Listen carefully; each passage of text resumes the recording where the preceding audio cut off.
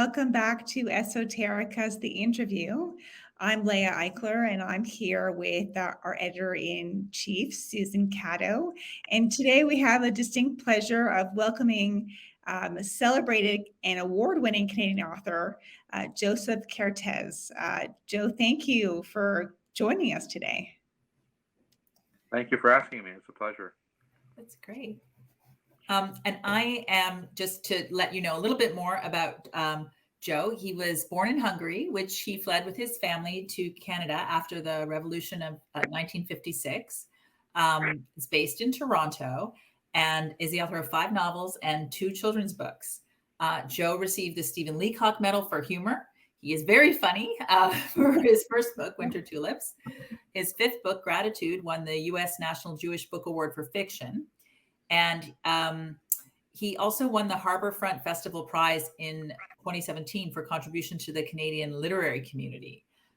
In part, this springs from his work at Humber College, where as Dean of the School of Creative and Performing Arts, he founded the Humber School for Writers, which is internationally acclaimed, and the Comedy Writing and Performance Program, also internationally acclaimed, the only one of its kind, and as well as the Creative Book Publishing Program. And, you know, with those, there are other accomplishments too, but when it comes to writing in Canada, Joe is really a preeminent figure who has been an incredibly generous mentor to so many people in Canada's literary community, as well as aspiring writers. He's someone who other writers rely on, can trust to read their drafts, answer their questions. He's just a generally very huge figure in the literary community who is also just a very nice person and an accomplished writer. So I'm so happy to talk to you today, Joe. Thank you. I wish my children could have heard what you just said. It's being recorded, so you can send it to them later, and they can say, "Hey, that's they call me an extremely minor celebrity." Oh, that's great. Okay, well, you loom large here. Yeah. I actually have props because Joe, I've read most of your books. I have Gratitude right here, whoops, and I have My Last Impressions and The Afterlife of Stars. I must have given it to someone because I can't seem to find it at my library. But you know, it is a joy to have you here, and I won't reiterate what Susan said because I don't think I could even I don't think I could do it. I think she just knocked it out of the park. But you know, the real essence of your books is really they're comedy, but they're also quite serious, and that's a really fine line to tread, right? Yes. Mm-hmm. Well, I mean, with my latest novel, see, I'm inclined to. I have a comic view of the world. I think the world's an absurd place, so I'm inclined to write comically, in a comic voice. I have a comic viewpoint, but but some subjects are so serious that they just don't lend themselves to it. So, I've written, what I would call, I can't call them tragedies in the traditional sense, because they aren't about great people falling, but they're very dark and very, dramatic in that sense. There's a lot of tragedy in the past in my history, so it was chasing me all my life, and I finally had to grapple with it in fiction. Mm-hmm. So do you feel that a lot of your story ideas then are coming from your own life? And Leah had an interesting distinction. We were talking about this beforehand, Leah, if you want to kind of cover that, where it's not just the subject matter. If the subject matter is, if you're getting the ideas for your books, it's not just a question of subject matter. I mean, we obviously want to know where you get your ideas from, and of course, I mean, Sue captured your bio very succinctly. And I, and of course, you had a really traumatic and unusual childhood, which we love to hear about. But do you draw most of your ideas from your own life? Is that how it works? So I mean, eventually I came to know myself as a writer, as a human being, and as a writer. I know I could not have written, Lord of the Rings or the Harry Potter books. It's just not something I can do. So I very often begin in real life, or at least with real people or people I know. But it's important, and it always happens with me, especially with my immigrant novel, The Afterlife of Stars. It happens with me that it's just a starting point, and then there's a trajectory that forms on its own. I mean, I think the very best example is The Afterlife of Stars of what I'm talking about. I knew I had to write an immigrant novel since I had, I was a little kid when we wrenched ourselves from the country of my birth and my parents' birth, and fled the Russians in October of 1956. And I had so little to go on because I was only 4 when we left, and I had so little to go on. But I felt that I really needed to capture what it must have felt like to give up your language and the ancestors lying in the graveyards and your culture. And my family had been in Hungary a long time and had done well in Hungary. I don't know where they came from originally, but it was a subject that I tackled. But what was wonderful about that particular novel was that I remembered 5 or 6 things from my own from that moment of departing Hungary, and I began with those, and I planned out. This was the most planned out book I've ever had. The other books have not been that planned out. Gratitude to some extent, but not the same. And I created 18 study cards that look like this, each representing a chapter of the novel, The Afterlife of Stars. And so I began with the memories. It's a true story that I was in a preschool program this October 23rd, 1956 to be precise, and just got there. My grandmother had taken me there in Budapest, and 10 minutes later, people started to arrive, parents and grandparents, including my grandmother, to pick me up. And she said, "We have to go." And I said, "What's going on?" She said, "We have to go now. We just have to go." And so we went, and we lived not far from a central area, a central street in Budapest called Andrássy utca, which is a big boulevard where several of the other boulevards intersect. And we had to pass there to get to our place.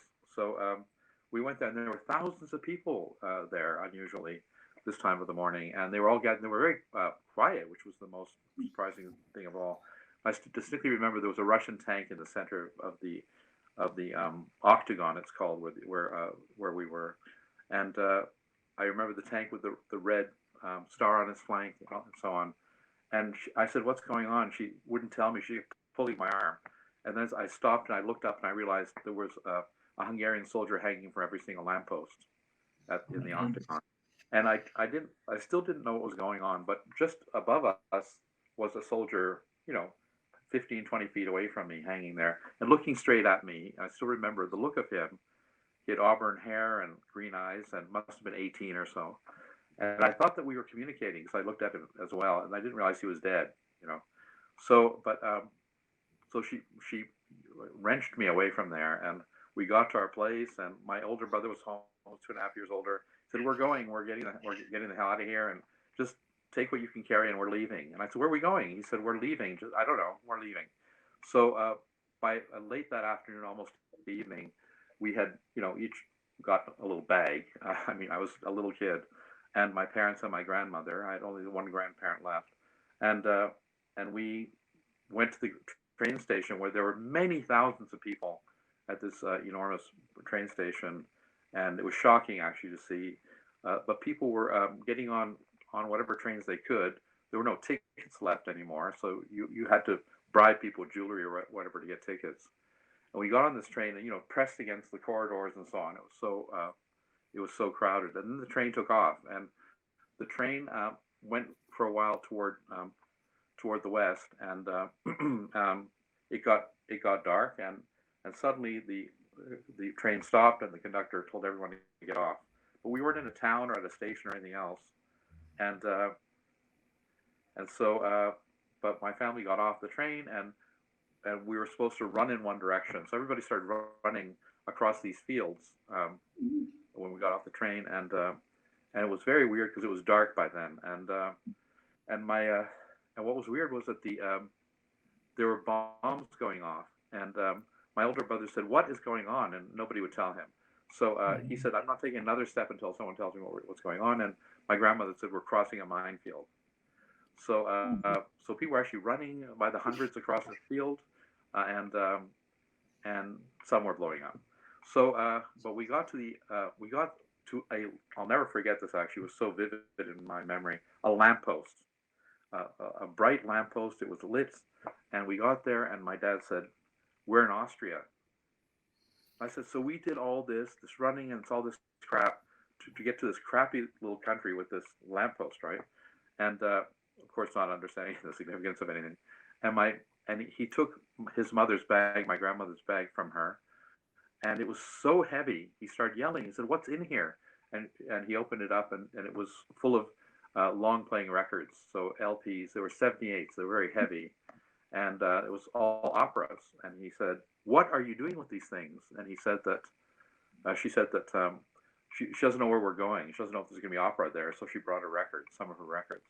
And he got so upset for breaking some of the records on the pedestal lamppost. Wow. I can't tell you how traumatized I was by this more than anything else.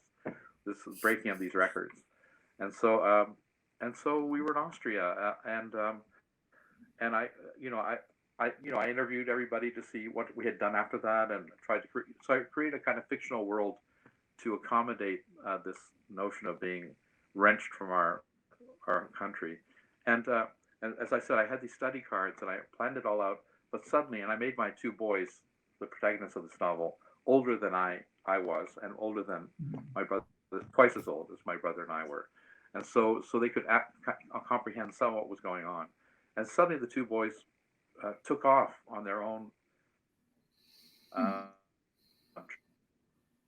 journey, and I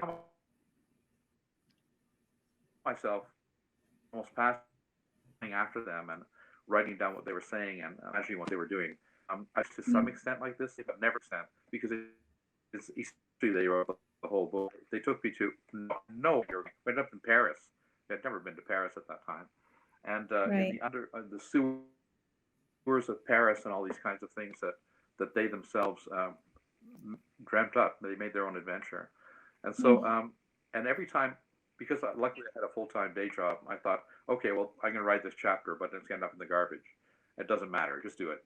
So I would do it, and amazingly, much of the book survived the way it was. I mean, it was edited, but survived the way it was. And so it was a book that, you've heard the old adage that it wrote itself.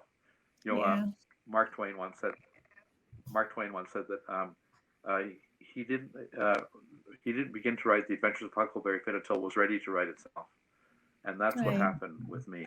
And it was a transcendent experience. I was kind of in a trance, and it was great because it was a kind of a holiday from my my administrative job that I had and all that sort of thing. It was really a great place to go mentally for me. It's that minefield scene really stands out for me in memory from reading The Afterlife of Stars. I'm not surprised to find that was an experience that you actually remember. I mean, it is so devastating in the retelling. And the hanging soldier, I dreamt about him, I don't know, until I was 14 or 15, many times, dozens of times. He would come up, those eyes, which is why I remember him so vividly. So then, Joe, I have to ask, where's the comedy bubbling up from? I know. So is that happy? Well, happy and comic. Comedy and thing. So, as I said, there are some subjects that really lend themselves to this. Gratitude's a very dark novel about the Holocaust and all that sort of thing. And I had a character in Gratitude who's very funny, and he reacted to all stress by, cracking pretty good jokes, I thought. Yeah. And but my editor at Penguin, Barbara Burson, said, "You know what? You can't have that in Gratitude. It just ruins the tone." I said, "No, but that's how some people are, And so we removed all those some of my favorite darlings from that book, and cutting room floor. But I mean, some books just start out as comedy for me, and I'm so happy when they do, because it's refreshing. I mean, I should comment on Last Impressions, my latest novel, because it began as pure comedy. My father was inspired by the demise of my father, unfortunately. But my father was a larger than life character. He was so unself-conscious. It was as if he lived in the world by himself, And so, for example, when he drove, he was like a ridiculous, idiotic driver, terrible driver, slow, idiotic driver. So he was a reckless, slow driver, and it was never, no matter what you said to him, he would just do this. So I wrote the whole book mostly to make my kids and wife laugh about my dad. They all think these things are hilarious, and it was I thought it was pretty funny. But when I finished the novel, or I finished that draft of the novel, completely comic novel, I felt that I hadn't really done justice to him, and it was hard to explain why he was the way he was. And I feel in that novel that it was the first time I really realized you can't really get to know anyone entirely, anyone else entirely, even yourself entirely. You can only do kind of a composite sketch of that person. And so I wrote a whole other subplot, which was kind of true or inspired by my own father's life, but when he was sent to a labor camp with his brother. And I laid that down intermittently throughout the novel as a subplot to give him a kind of darkness that he didn't have in the original plot, in the original novel, the comic novel. And it grew and grew in importance, and it kind of explained who he was to some extent. I mean, you could never explain someone entirely, but so it was a mixture of comedy and let's call it drama, if not tragedy. Right. My father lost his only brother in real life, and his only brother was a great heroic figure in his life. He was almost a mythic figure in his life because he was 21, the brother, and Bela was his name, and he was hugely accomplished, but died. So my dad came back on his own in the labor camp. So I thought that story, and he never forgave himself for being the one who came back. There was something always awful about that for him. Never forgave himself. And on my parents' gravestone, my father's brother's name is carved on it too. I don't know whatever happened. No one found out what happened to him.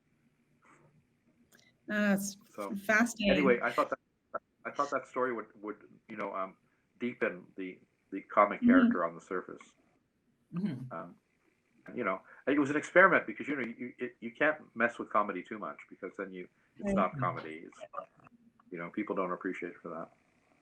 But it's interesting. I mean, those finding funny moments in kind of the depths of tragedy. I mean, even when you related that story about the opera records, I mean, it's funny because it's absurd, because you can see it's such a human thing to do, to say, well, what if there's no opera in this new world that we're about to enter? I mean, who knows, right? And the things we hang on to sometimes are sad and ridiculous and hilarious all at the same time. It's people trying to make the best of a horrible situation, and finding the it was it was extraordinary. Even to this day, it's a funny syndrome that in my family, which is that because my family actually over World War World War II, before my time, and the revolution, lost so much that there's an inclination to try to recover some of it. I mean, when we took the girls to Hungary for the first time, and we showed them, my great grandfather's, because it's a building in Budapest the size of the Eaton Center, or it had one, that kind of thing, and he had a number of them like that, and they said, why don't we get it back? There's this inclination to try to recover those things, and you actually can't. You can try, and you can get $128 check after fighting for 4 years. So Leah, you might know some of this story too, but there's so there's but it wasn't just property, obviously, and with the Afterlife of Stars, I even tried to question myself as to why I went so far and so deep in trying to understand what was going on. We had lost our language, our culture, our history, our the whole way of looking at the world that Hungarian Jews especially have, and so on. And so it was there was a lot more trauma than I realized until many years later. I mean, I thought sorry. At Palmerston Avenue Public School in kindergarten, I thought I was the funniest kid on earth. There was a show and tell section, and people were laughing and laughing at my stories, and I didn't realize that I was speaking Hungarian to them. So it was, so those things are very, they're very important in my own psyche, and so all that came out, all that came pouring out in the Afterlife of Stars. I can pretty much see Palmerston from my window, which is very funny. Nice. Yeah. I just wanted to ask something I've always wondered about Afterlife of Stars, and without giving away the plot, because I think people should go and read it. I mean, did you ever think, I'm going to give these people a really happy ending? And if not, why not? What's making you decide the endings of a book like that? So that was very tricky because I was very surprised by where the book went and how it ended up. I was so surprised, and then I kept thinking, no, I'm backing up and taking it in another direction without saying, what that is, as you said. But I thought, and I can explain it, but I wouldn't be giving it away. I could explain why I thought it had to go where it ended up going. And because I went there unconsciously, I trusted my instinct more than I would have if I had tampered with it the way I do as a PhD student in English. Right. So I tried not to give it that kind of thematic drive, and I thought it's there for a reason. And I don't know, like even the book had an American edition, which is even quite different from the Canadian one, and I had another shot at it. But the wonderful Tim O'Brien, the American writer who had blurbed it, said, "Don't you dare touch the ending of that book." I mean, so he reassured me that it was great to have him reassure me that it was good the way it was. Yeah. But it was where it went for a reason, and I let it stand. So I want to backtrack to something you alluded to earlier when you showed us the cue cards, because I think in terms of the process of writing, there's maybe some viewers out there that want to write a book, or everyone thinks they can write a book. Maybe everyone tries to write a book. I don't know. But it's the actual execution that's, really hard for most people. And you said that most of the books are not that well planned out. Like I guess there's the term planners versus pantsers. I think I came across that one, people that write by the seat of their pants and people that plan things. So which are you, and why does that work? So I don't know which one will work best. I mean, it's a very individual thing. So my pal Terry Fallis, who is do you know him? Do you know who I'm talking about? Yeah, of course. The writer Terry Fallis, who's an engineer, and was never a literary scholar or any such thing. But Terry does not feel secure writing a book until he has a 40-page outline, single space 40-page outline. So every single event and dialogue exchange is written out before he even begins. So in fact, he's written the whole book before. So all of it's execution after that. Right. And I find that approach extraordinary because I like to write kind of character-driven novels, and I always know my book has started to roll along when the characters acquire their own life, right, and to determine their own fate. So I don't feel I feel if I planned that thoroughly, it would be a confining, constricting kind of experience. And for me, the joy of writing is in the doing of it. So, and discovering new things that the characters give me or deliver to me are the joy of it. I mean, certainly the joy of writing is not in making millions of dollars. The joy of writing is in the doing of it. And even if you get published, it's okay. I mean, I have told many aspiring writers that I guess to some extent they hate me for saying it, but I mean, I've had almost all of the pleasure in the writing of my novels in the very writing of them, and not in any other part. And in fact, I would say the part that comes after is almost a contradiction of that experience. It's kind of it's not pleasant, and it's not it's publishers try hard. I'm very grateful to them for publishing me, but Mhm. try hard. But ultimately, it's just a crass kind of undertaking. And Mhm. anyway, whatever. No, Are you making I can't it's the criticize people. enjoyment? Are you making yourself laugh when you write sometimes? Oh yeah, Especially in well, a so book. that was so. Yeah, I mean, if I do make myself laugh, that's a wonderful thing. But if I make myself Mm. laugh, I then try the comedy on other people. Like I have a younger brother who's a great audience for me and my daughters, as I said, and my wife. And it's great to have a wife who says, you know, if she reads something, she says, "Is this meant to be funny?" Which is, the dagger in the heart.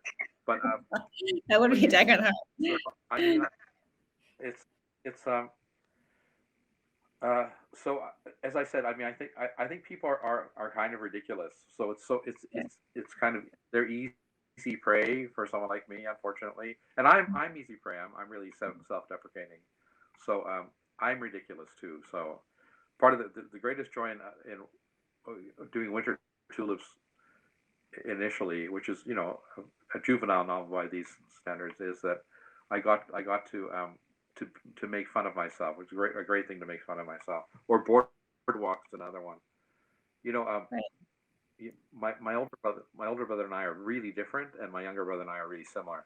But my older brother and I, so whenever I put the two of us in a book, we're really different. These characters are really different, and even if they emerge as other people, um, they remain quite different.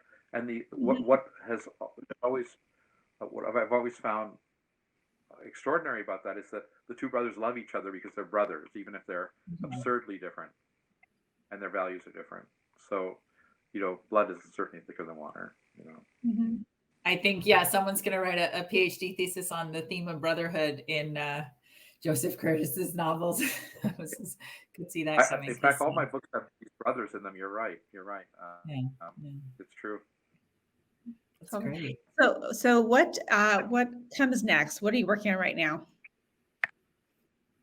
So, well, actually, after Last Impressions, I that subplot in the labor camp, I pulled out a subplot and created a whole other novel based on it, and it's flawed. So it's I've shelved it for the time being, and the editor at Penguin thought that I needed to do a number of things to it that um, I'm usually quite willing to do what they asked, but in this case, I'm not that willing, and so Mhm. I'm just shelved it for now, and I'm going to. I think I might incorporate. There's a subplot in Gratitude that I made up. There's a subplot in Gratitude that came from real life. It's the most Mhm. powerful one of the novel, and I won't tell it because it take 10 minutes. But there's a subplot in Gratitude that I made up almost entirely, like 98, 99%. And even when I retell the story to people, they're very moved by it, and I'm moved by it, even though Mhm. it's a story that didn't really happen. And so I might pull that story out of Gratitude. It's a subplot about Marta, who's a dental assistant to someone, and I might Mhm. pull that out and combine it with the novel I've just written. I think there's a beautiful way of marrying those two novels. Very nice. The Yeah. only problem with this is I'm now heading back into this dark place. I don't know if Yeah.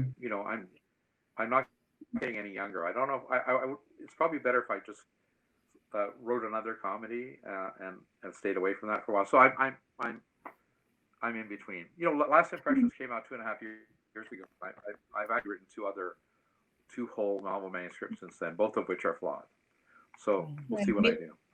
Maybe a Thank you. comedy about academia or a school for writers would be something I'd Yes. love to read. Very different from your From the previous inside. works. Yeah. Yeah. Yes, it is. Well, You could know, dedicate that one to me because That sounds like a sitcom, actually. That sounds like a sitcom waiting to happen. Yeah. Well, thank yes, you so actually, much for talking to us today. It's really exciting to pleasure. hear Very pleasure. how you're putting the books together, what's inspiring them, and really we cannot recommend them enough. And please do, if you're listening to this and you have not read Joseph Kertes' books, please look them up. He has a website. It is just hisname.com. And yeah, I know we feel really lucky to have you here. So thank Yeah. you. Thanks again, Joe, for joining us today. You're very welcome. Thank you very much for asking me. I was very pleased to do it. So thank you. It's great to talk to you. All right, everyone, until next week, don't forget, esotericamag.com is our website. We are still accepting submissions for a short story contest, and we are accepting submissions for our big ideas, which are nonfiction essays. So you can find all the details on Submittable. Speak to you all soon. Bye-bye.